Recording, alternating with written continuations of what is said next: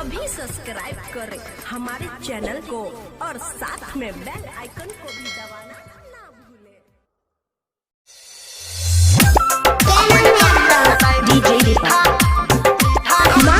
Recording studio DJ by DJ Umesh Shukipur Bazar. जे हमारा माल के टोकबा रहते एकरा दिशा देखबा रहते हमारा माल के टोकबा रहते एकरा दिशा पकबा रे हम थाना फौदारी के करो बजरंग रे हर मुठा कोदाइर से सीधा सार कटबहू रे अपन जबिया कोदाइर से सीधा सार कटबहू रे जे हमारा माल के टोकबा रहते एकरा दिशा तकबा रहते हमारा माल के टोकबा रहते एकरा दिशा तकबा रे हम थाना फौदारी केकरो नहीं घसीटबौ रे हर मुठा कोदाइर से सीधा तार कटबौ रे अपन जबिया कोदाइर से सीधा तार कटबौ रे बुझली रे। घर कहाँ है? सिचौल सुखीपुर बाजार बजरंग चौक सिचौल।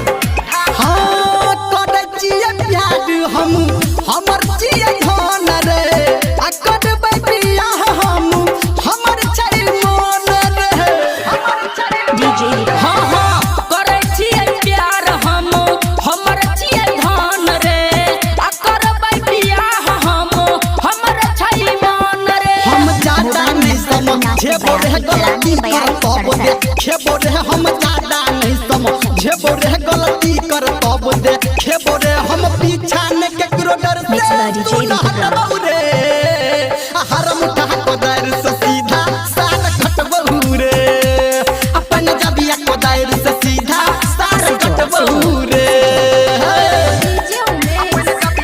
अभी आप सुन रहे हैं बजरंग म्यूजिक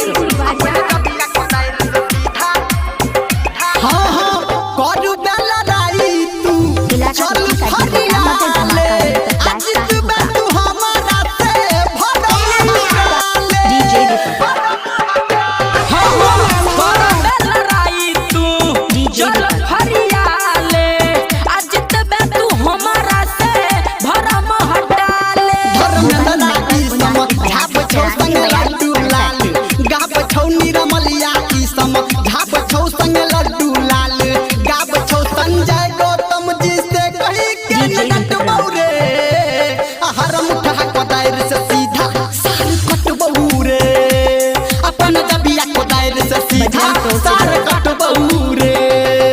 जे हमारा माल के टोकबा रह जे एकरा दिशा टोकबा रे जे हमारा माल के टोकबा रहते एकरा दिशा तकबा रे हम थाना फौदारी केकरो नहीं घसीटबहू रे हर मुठा कोदाइर से सीधा सार कटबहू रे अपन जबिया कोदाइर से सीधा सार कटबहू रे।